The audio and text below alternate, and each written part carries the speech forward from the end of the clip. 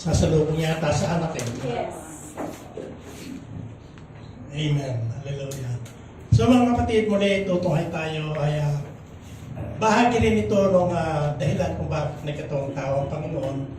Sineselebrate nga natin ang Paskuhan at hoping na maiwasan na natin yung tinatawag na pagan practice.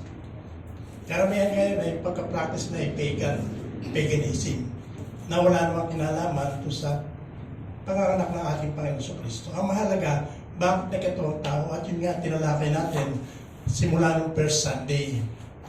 Hanggang sa next Sunday, ay titiyakin po natin na maunawaan, maintindihan natin itong darating na taon nawa ay magkatotoo sa atin yung mensahe ng pagkakataong tao ng Panginoon Kristo. Kasi marami ngayon talaga makikita natin, lalo na yung mga religious people, sa pamamagitan lang ng kinagawian, kinagisnan, o mga tradisyon na hindi nila alam yun ay tinatawag na paganism, yung papapractice nila pag-celebrate ng Christmas. Ngayon po sa bahaging ito, ay dadako tayo doon sa tinatawag nating New Life in Christ. So nawa ito ay matupad sa atin ang bagong buhay kay Kristo. Amen po. Bilang mga Kristiyano kanya dala natin ang pangalan ni Kristo, kanya nga tayo naging Kristiyano. At doon tayo hinuhubog ng Panginoon to be Christ-like. Pero may process po ito, hindi naman instantly. Magkakaroon tayo ng kahawig sa ating Panginoon Kristo. Kanya nga ibinigay sa atin ng Banal na Espiritu, ito ang tutulong sa atin para mahubog tayo ayon sa wangis, ayon sa larawan ng ating Panginoon Kristo.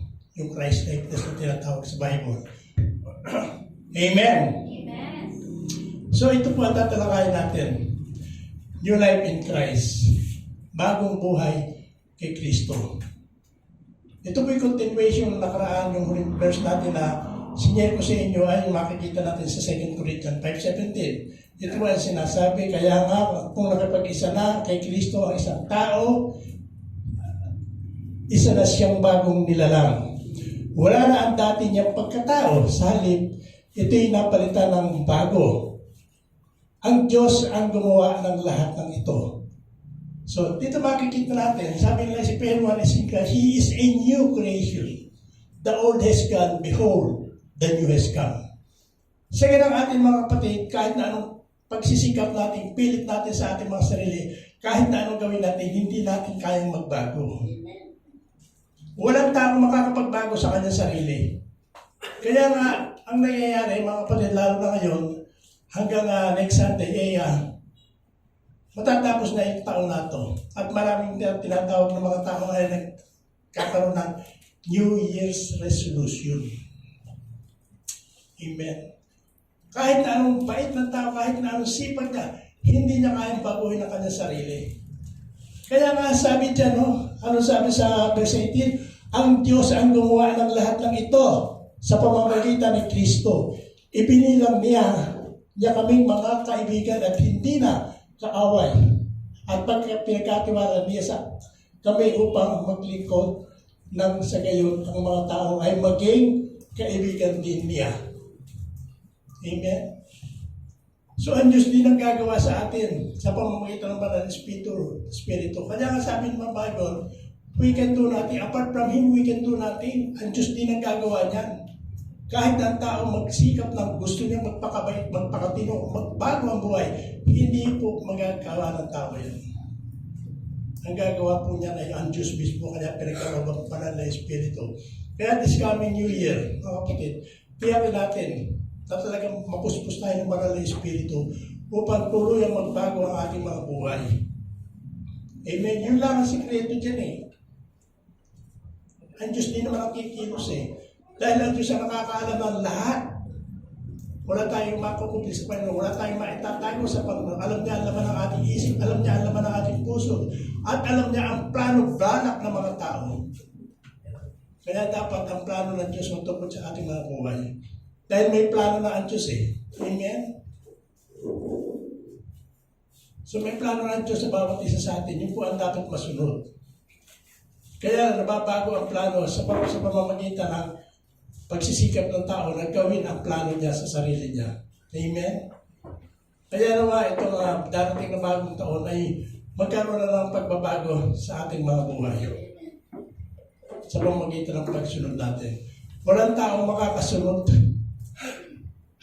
Amen?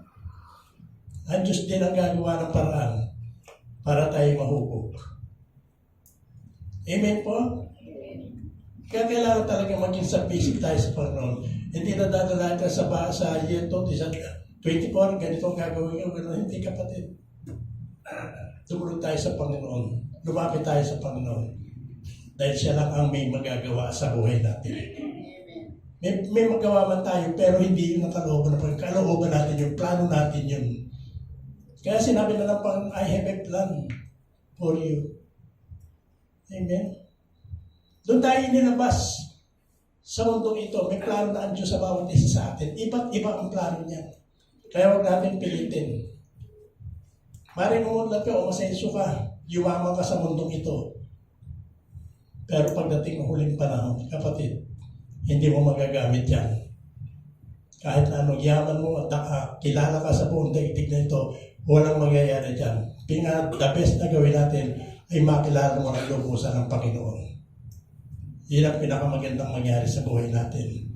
Amen. Kaya nga sinasabi, anyone at sabi sila makikinig ay bago na bago. Bagong nilalang. Amen. Ulitin ko. Ulit-ulit lang natin ito kasi sabi nga ng Bible, ang pananampalataya ay nagagaling sa pakikinig at pakikinig. Kailangan pa ulit-ulit natin napapakinggan. Kasi pagka minsan mo na napakinggan, hindi tatanim sa puso mo yun. Kailangan pa ulit-ulit natin mapakinggan. Kaya nga sinasabi, ang sino mang kikinig ay bagong nilalang, wala na yung dati niyang pagkatao, nasaan na yun. Kasama na nga ipinako eh. Kinuha ng Panginoon lahat ng kasalanan tayo, kasama ng ipinako sa krus. At doon siya inilibing lahat ng kasalanan na tayo ay kasama ng inilibing. Yun nga ang larawan ng pagbabago natin eh. At nung nag-resurrect ang Panginoon sa bagong buhay, ganoon din tayo. May bagong buhay tayo. Kaya ito mga kapatid, lahat ng kabigatan, problema, suliran, lahat na nagawa natin mga hindi ka nais-nais sa Panginoon, dumulog tayo sa Panginoon. Ito iiwan na natin sa taong lilipas na ito. At pagsapit ng bagong taon, year 24, ay 2024, ay magkaroon tayo ng bagong pag-asa, bagong simula sa bagong buhay. At doon nakikita natin, may pagbabago, uunlad ang ating buhay. At nasa gayon, umunlad din ang ministry ng Panginoon sa lugar na ito.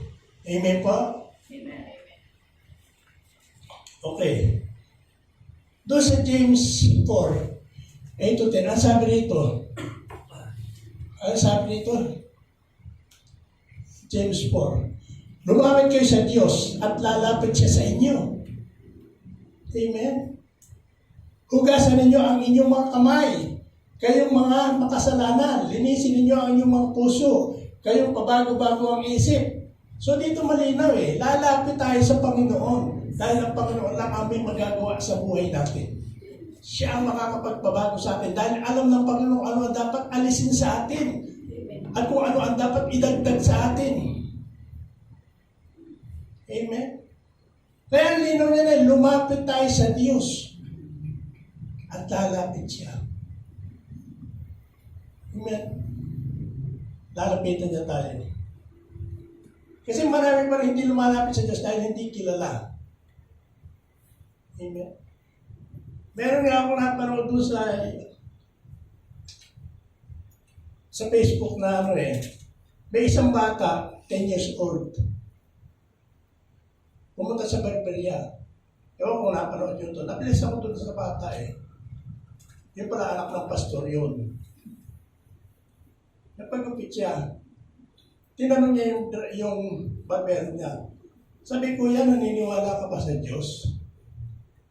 Sabi ng barbero, hindi. Bakit? Bakit kuya? Sabi, kung talagang may Diyos, marami diyang nagugutom, marami may sakit karamdaman, ba't hindi niya pinapagaling?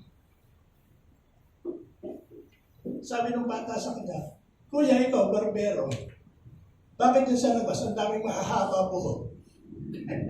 Hindi magpagupit.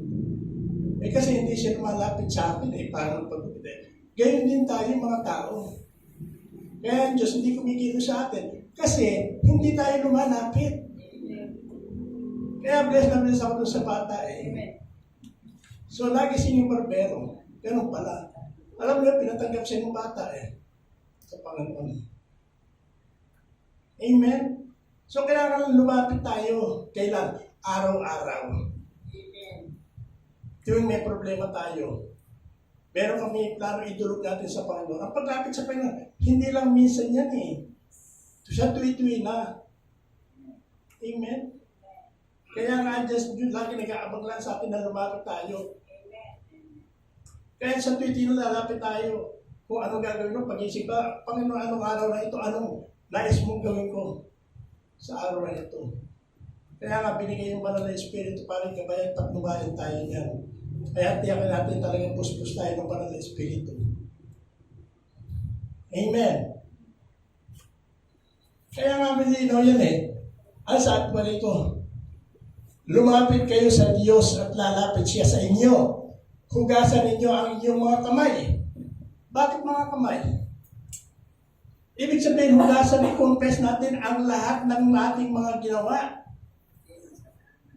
Nagkakasala tayo sa pamamagitan ng ating mga ginagawa, kanya hugasan daw yung ating mga kamay. Ano ba nagkasala? Yung mga kamay natin, mga pinagagawa natin, hindi kaaya-aya, kalugod-lugod sa Panginoon. Ito ang nagbibigay ng kabigatan sa atin Yung mga pinagagawa natin na hindi ayon sa kalooban ng Panginoon. Amen? So itong mensahe natin na ito, babala sa ating lahat.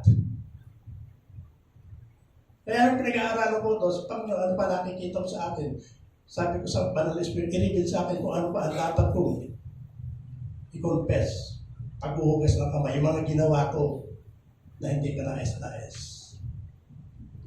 Amen.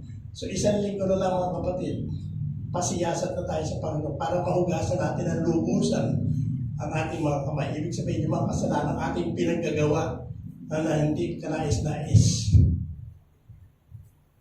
sa taong lilipas. Amen po? Amen. Kaya nga sabi mo, hugasan ninyo ang inyong mga kamay. Kayong mga makasalanan, linisin nyo ang inyong mga puso. Kayong pabago-bago ang isip. Saan ang gagaling iniisip natin? Sa puso natin. Kung ano ang lumalabas sa ating puso, yan ang lumalabas sa ating bibig, yan ang lumalabas sa ating isip. Pabago-bago. Amen. Kaya nga sabi, punuin natin ang salita ng Diyos ang ating mga puso para lahat ng gagawin natin ay ayon sa kalooban ng Panginoon. Amen. Kasi kung ano-ano kinakarga natin sa ating puso Amen. Walang iba kundi ang salita ng Diyos. Araw-araw yan mga kapatid. Amen. Hindi ko natatanong kayo kung ilang beses kayo magpasa, pero dapat araw-araw yan kumakain tayo sa physical natin, hindi ba 3 beses May merienda pa, may midnight snack pa. Hindi ba kayo nagugutom sa Espiritu? Amen. Paggutom tayo sa Espiritu, paggutom tayo sa Espiritu mga kapatid, makikita nyo lahat ng gawin mo ayon sa kalooban ng Panginoon. Amen. Amen. Dahil nandiyan ang kamay ng Diyos. Amen. Yes. Hindi tayo pababayaan. Di ba yung pangako dyan? Hindi ka pababayaan, hindi ko kayo iiwanan. Pero lumapit tayo. Kasi lalapit tayo pagka may problema lang Sa tuwi-tuwi na lalapit tayo, may nangyari sa buhay mo, lumapit ka. Hindi para humingi, para magpasalamat. Amen. Hindi lang paghingi ang paglapit sa pasasalamat din. Amen. Kaya sabi, linisin niyo ang inyong mga puso. Kayo pabago-bago isip. Maghinagpis kayo. Ito, sabi, maghinagpis kayo. Umiyak at tumangis. Palitan ninyo ang pagluha ang inyong tawanan. Na ibig sabihin yung buong puso, magsisisi ka, magkukonfess ka sa Panginoon. Yung mga kagalakan, mga ginawa mo, nakasiyahan, sa kamunduan, i-confess natin yan, palitan natin ng pagluha sa Pagdulog ng buong puso sa Panginoon. Amen. Nakukuha ba natin? Amen. Kaya binubulay-bulay natin, word by word, yun ang pagbasa ng Bible. Naunawa natin. Kaya sabi, nagpis kayo, umiyak at tumangis. Palitan ninyo ng pagluha ang inyong tawanan. Tawanan kagalangan sa sanlibutan. Magpakumbaba tayo, magsisi tayo ng buong puso. Yung kagalakan na yan, palitan natin ng paghahapi sa Panginoon. Pagpapakumbaba sa Panginoon. At ang kulungutan ng inyong kagalakan. Magpakumbaba kayo sa harapan ng Panginoon at itataas niya kayo. Amen. Napakahalaga ng pagpapakumbaba. Kaya nga sabi sa atin, magpakumbaba kayo sa harapan ng Panginoon at itataas niya kayo. Verse 6. Sabi. Doon din sa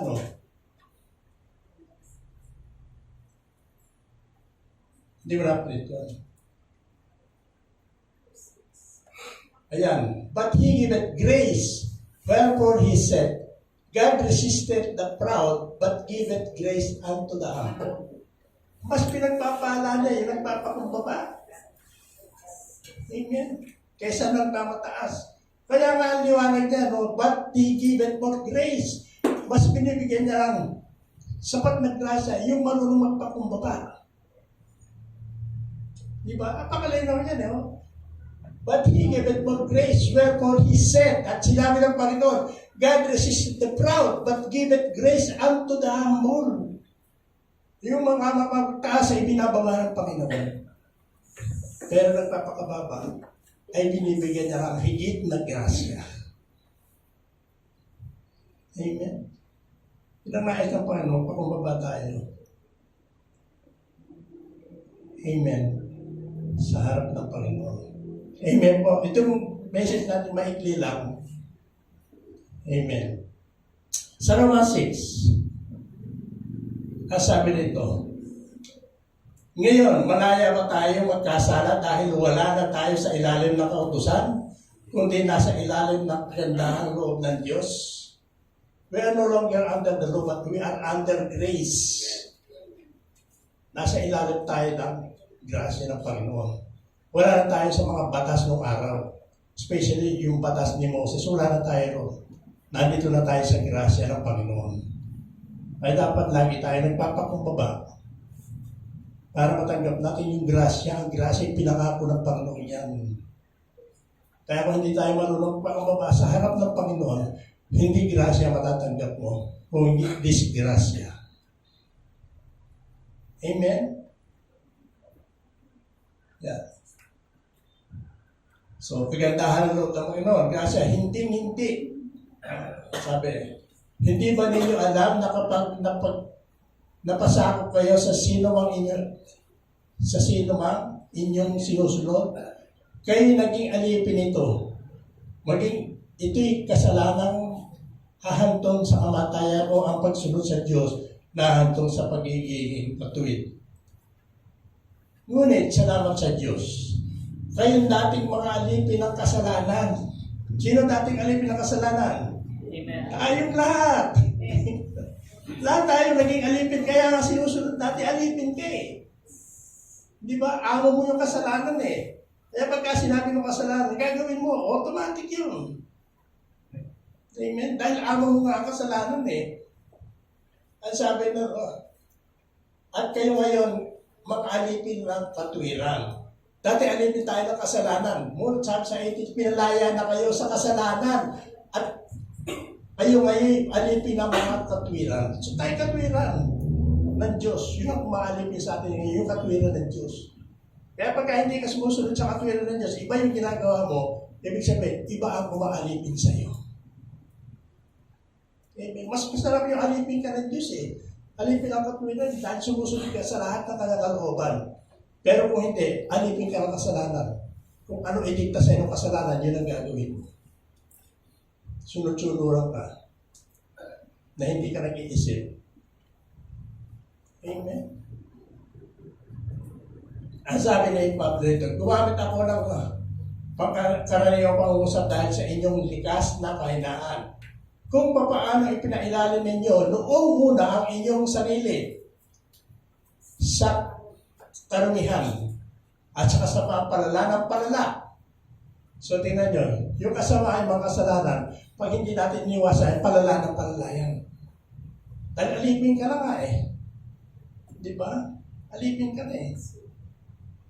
Katulad din ba, kung may bisyo ka, di ba? Hindi mo na iisipin, automatic yun eh. Amen? Dahil may bisyo ka, automatic yung gagawin mo dahil hinahanap ng katawan mo. Alipin ka nga eh. Sunod-sururan ka lang doon. Amen?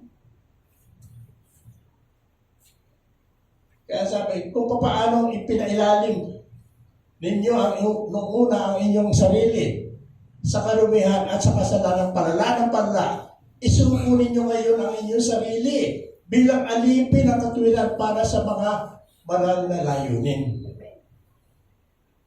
So pinalaya tayo sa kasalanan, alipin tayo ng katwiran ng Diyos ngayon.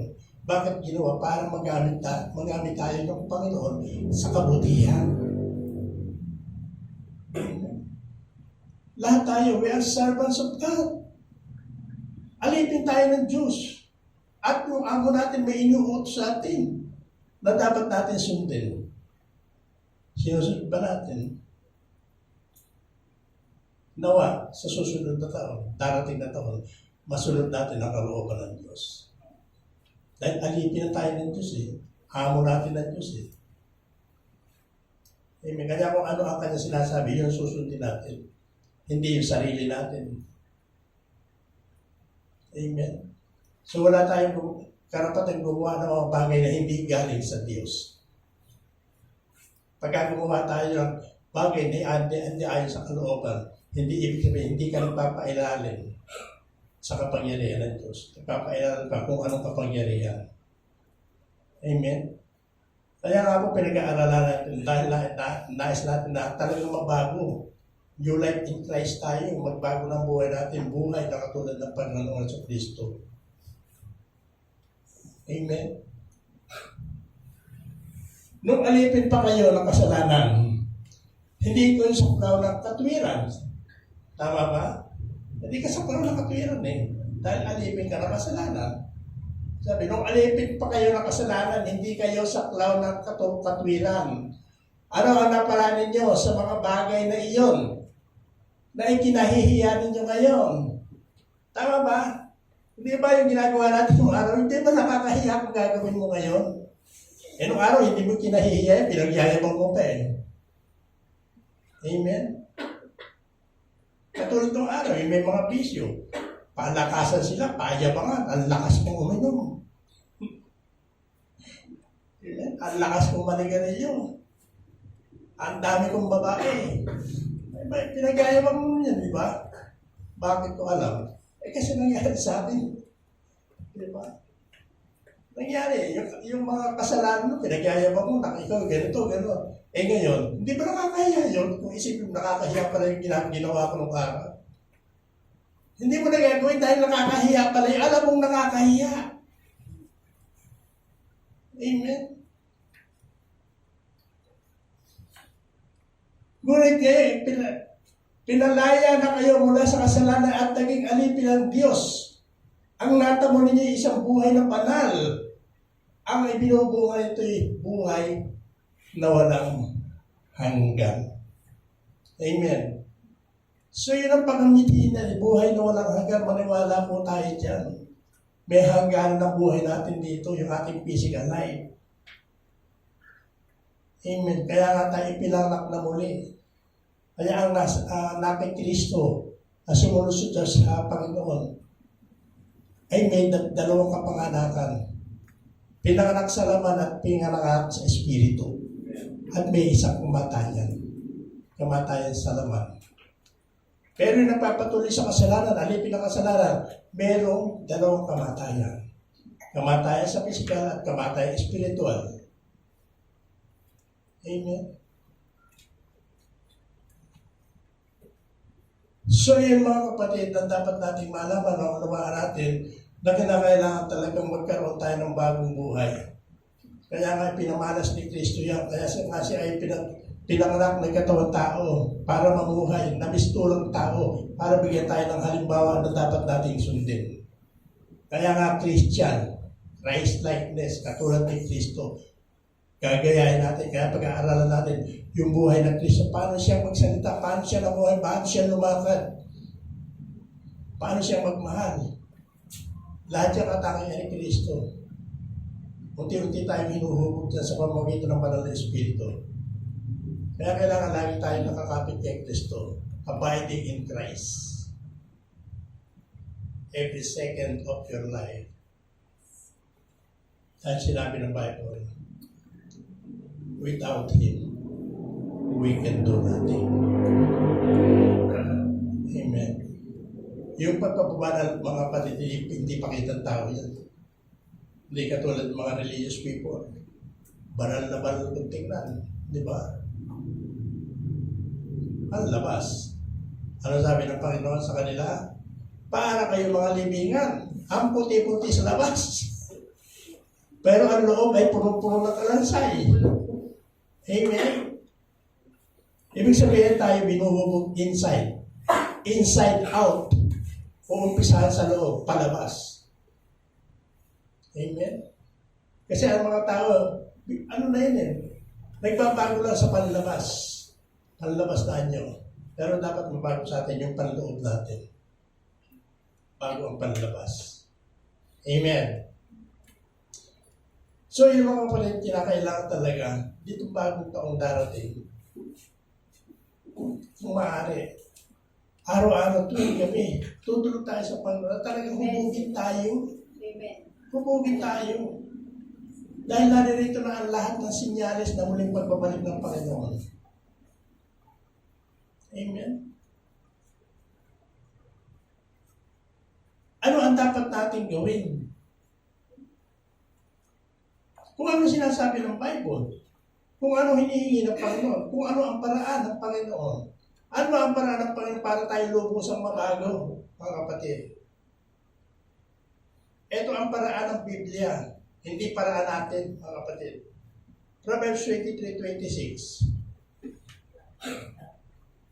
Anak, makinig ka mabuti sa akin at tularan mo ang aking pamumuhay. Sa English mo nga ilagay yan. Kailangan ito, babasilin tayo ng English eh. Ang sabi nito, my son, give me thy heart and let thy eyes observe my ways. Aking anak, anak ko, ibigay mo sa akin ang iyong puso. Amen? May kahilingan ng Panginoon sa bawat isa sa atin. Hinihingi ng Panginoon ang ating puso. Bakit ang ating puso? Because our heart is the center of our being. Amen. Ang ating puso ang sentro ng ating pagkatao. Yes. Nariyan dyan tayo nakikilala. Kanya nga from abundance of the heart, the mouth speak. Amen. Kaya nga ang sabi yung maliwanag, my son, aking anak, ibigay mo sa akin ang iyong puso at let thy eyes observe my ways. Nasa kayo masunod mo ang lahat ng aking pinag-uutos. Amen. Kasi kung hindi natin ibibigay ang puso natin, kung hindi natin totally susurrender, walang mangyayari sa atin, mga kapatid. Especially this coming year, 2024. Ito hinihingi ng Panginoon na regalo.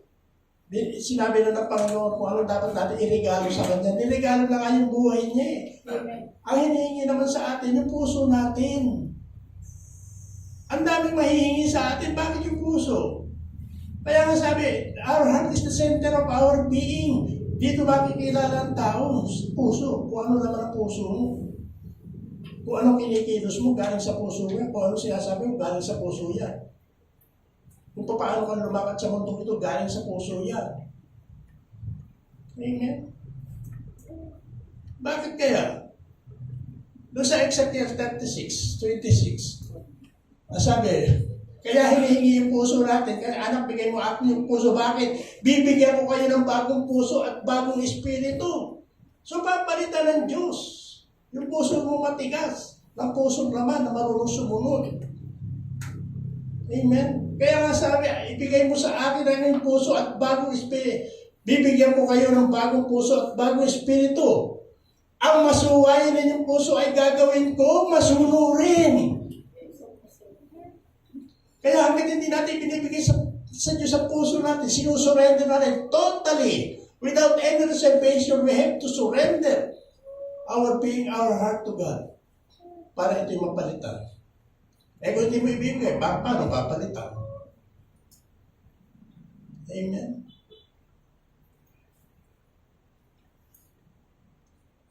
Yan ang ipapalit, puso ay gagawin ko kung pusong masunurin. Bibigyan ko kayo ng aking espiritu. Yan. Bakit bibigyan ng espiritu?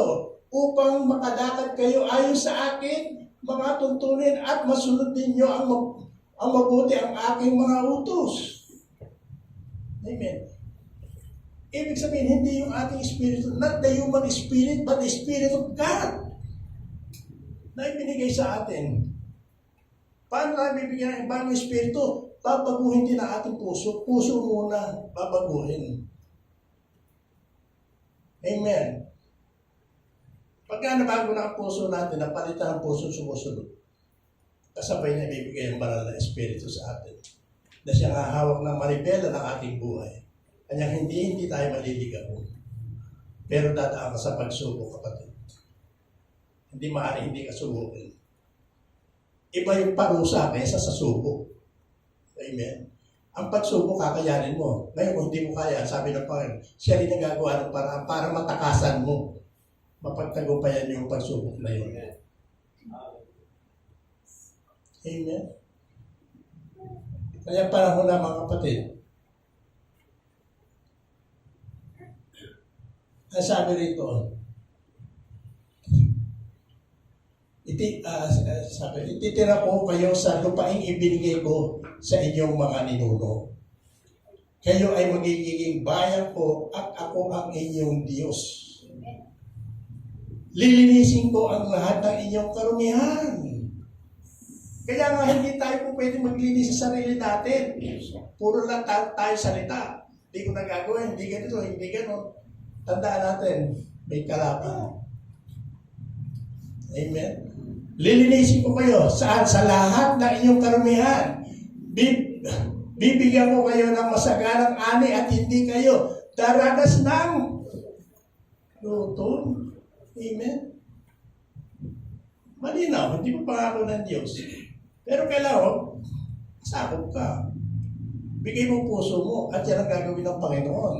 Mga pagpapala yan. Hindi na kayo daranas ng gutom.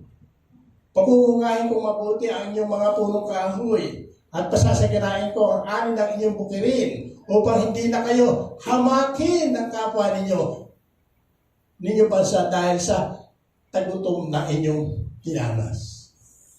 So itong pinangako ng Panginoon, di ba? Buhay na masagana at kasiyasya. Iba, tandaan natin, buhay na masagana ang pangako ng Panginoon. Hindi buhay na marangya. Magkaiba po yung marangya kaysa sa masagana. Ibig sabihin, masagana, sinusupply sa iyo lahat ng pangangailangan mo, araw-araw. Pagka pinarangya ka ng Panginoon, tiyak lalayo ka. Amen. Kaya pangako ng Panginoon, yung sapat lang. Ang sabi niya, I will supply all your needs. Susupply ko sa iyo. Ibig sabihin, dire-diretso yan. Hindi ka magugutom kailanman. Pero anong kondisyon? Bigay mo yung puso mo sa akin. Papalitan mo yung puso mo. At bibigyan ka ng bagong espiritu. At anong resulta? Yan kaya mga pangako pa. Hindi ka magugutom. Sagala ka lagi sa lahat ng iyong kakailanganin. Amen. Hanggang saan ba yun? 30 lang. So yan po mga kapatid na sinabi ng Panginoon upang hindi na kayo hamakin ng kapwa ninyo bansa. Diba? Ito nga mga kapatid, ako'y nalulungkot. Tuwing gabi na ako'y nanonood ng balita, nakikita ko, paano umunlad nga yan ang ating bansa? Eh yung mga namumuro sila hindi magkasundo. Amen. Kinaparad ko nga kagabi, may nagbabantang kudeta eh. Di ba? Nag-aansa na ang mga sundalo laban sa mga opisyales. Ito lang ginawa kung hindi mangura. Ang daming nagugutom sa ating bansa. Kaya nga dapat natin dinadala yung bansa natin, yung deliverance sa religiosity. Madeliver, maalis ang mga tao, mga Pilipino sa pagiging religyoso. Iba yung religyoso kaysa sa maka-Diyos ka, sa Diyos na tunay na Diyos ka. Hindi rin sa relihiyon. Amen.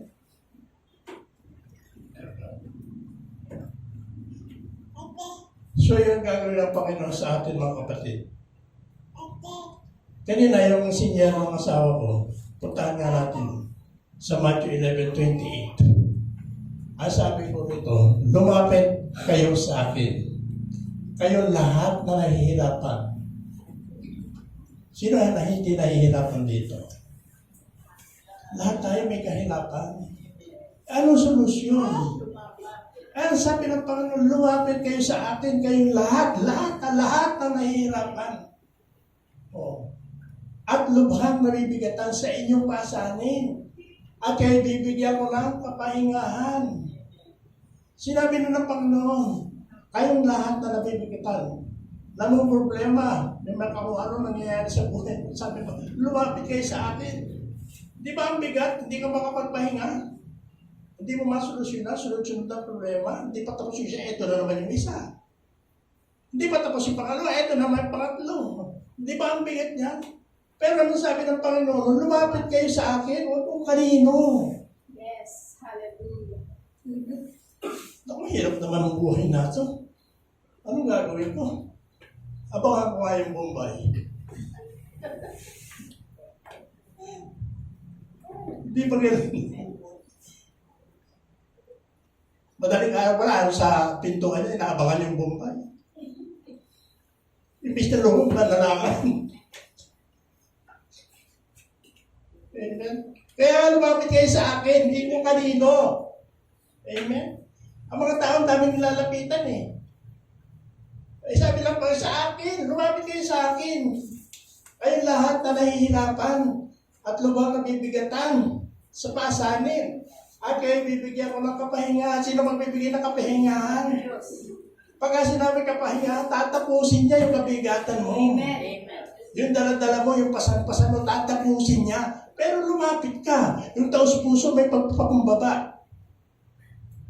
Amen? Yung hindi ka naninisin ng tao kasi si ganito eh. Kaya ako nagkaganto, hindi, kasalanan mo. Amen. Yes. Wala may kasalanan mo, hindi ikaw eh. Di ba yun ang prinsipyo ng Bible, what you sow is what you reap? Amen. Tinan mo yun eh, di anihin mo yun. Amen? Oh. Ang Diyos lang magbibigay sa atin ng kapahingahan.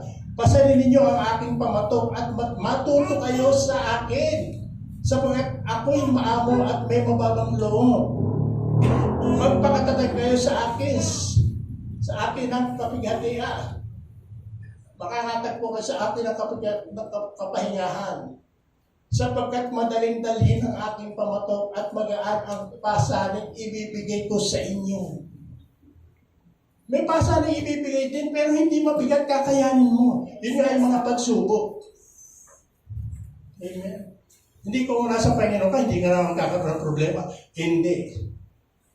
Bibigyan ka pa rin. Tetestingin ka ng Panginoon. Kung sa Kanya ka pa rin naasa. Pag may problema kang ganyan. Pero kakayanin mo yan, kapatid. Hindi ka bibigyan ng pagsubok na hindi mo kaya eh. Dahil hindi ka naman papadala, susubukin ka lang. Amen? Pag may problema ka, anong nais ng Panginoon? Paano paglapit sa Panginoon? Lumuhod ka. Magpangaawa ka, magpakumbaba ka sa Panginoon. Amen? Di ba pag nagpakumbaba ka, itataas ka. Tutulong ka sa iyong problema. Unahin muna natin ng Diyos bago tayo gumawa ng sarili natin kapwa. Yes. Dahil ang bawat isa sa atin, iba't iba ang plano ng Diyos sa atin. Doon tayo pinakang sa mundo ito, meron ng plano, ginatag sa bawat isa. Para makita natin yun, ang sabi ng Panginoon, lumapit kayo sa akin. Sa Panginoon tayo lalapit, hindi kung kanino. Amen. Ano pa sumunod? Meron pa ba? Wala na. So yun yun mga kapatid. Ang paglapit sa Panginoon ay talagang taos puso, may papakumbaba. Kaya simula, mga kapatid, sa araw na ito, itong mensahe ito, Panginoon, ay para sa darating na taon. Na lahat ng bigatin natin, paubayan natin sa kami ng Panginoon. Wala naman tayong magagawa eh. Ang nangyayari sa atin, may problema tayo, para masolusyon na gagawin natin. Gagawa ng panibagong problema para itakip to sa unang problema. Dinadagdagan, lalo lumaki. Para masolusyon yung pangalawang problema, iisip ng panibago, pangatlong problema gagawa para suporta doon sa pangalawang problema. So gano'n nangyayari hanggang sa bumigit na hindi mo na kaya. Amen. Kaya dyan nauuwi sa paggawa ng masama ang mga tao. Pagka mabigat na wala nang maisip, hindi gumawa ng hindi maganda. Amen. Yun ang kaibahan, nakakaunawa tayo ng salita ng Panginoon. Alam natin ang gagawin natin. Dahil nasa atin ang banal na Espiritu. Amen. Kaya mga kapatid, huwag tayong tumigil. Lagi tayong manalangin. Yan ang nais ng Panginoon. Panalangin natin ang ating bansa, ang mga churches na magkaisa na. Kahit mga churches hindi nagkakaisa. Sad to say, may mga pastor pa rin na hindi sumusunod sa alituntunin. Ando pa rin sa sistema ng world system. Dito lang sa pagdiriwang natin ng tinawag natin Pasko. Marami talagang andun pa rin. Yung pagdiriwang Pasko hindi ayon sa kalooban ng Panginoon. Pinagdiriwang natin ito upang gunitain natin at maalala natin yung ginawang sakripisyo ng ating Panginoon sa Kristo. Na siya ay nagkatawang tao, siya pumarito, nagpistulang tao para sagipin tayo sa lahat ng ating mga karumihan. Pabanalin tayo, nasa ngayon magamit tayo bilang instrumento ng Panginoon. Tiyak natin mga kapatid, sa darating ng taon ito, unang-una, hindi sa inaano ko sa inyo. Sabi ko, Panginoon, tulungan mo kami na kung paano inumpisahan itong ministry ito ay ibalik doon sa dating kasiglaan. Yung mga nag-umpisa rito, di ba masigla tayo dati? Di ba nag-umpisa tayo masigla? Pero ngayon medyo wala na tayong natin ministry kundi ang women's at music. Nasaan na yung youth natin? So ibalik natin yan. Hindi pa huli ang lahat mga kapatid. Yung sekreto niya yung pagkakaisa natin at sumusunod tayo sa pinag-uutos sa atin at tayo mamunga. Yung Great Commission natin, lahat tayo ay tungkulin natin yan. Kaya tayo binabago ng Panginoon tayo. Binasa natin kanina para magamit tayo sa mabubuting gawain. Ang pag-aaral ng kaluluwa ay isang mabuting gawain para sa Panginoon. Amen. Kaya magpatuloy pa tayo mga kapatid. Hindi accident tayo na tayo na sinave tayo ng Panginoon. Kaya paggamit tayo sa Panginoon. Dati alipin tayo ng mundo, alipin tayo ng mga kasamaan, gawain ng kasamaan. Sa pamamagitan ng pagkakataon ng Panginoon, inaalala natin ngayon na sila katong tao para i-save tayo. Ngayon naman nasa Panginoon tayo, paalipin tayo sa Panginoon sa pamamagitan ng pagsunod sa lahat ng kanyang pinag-uutos. Amen.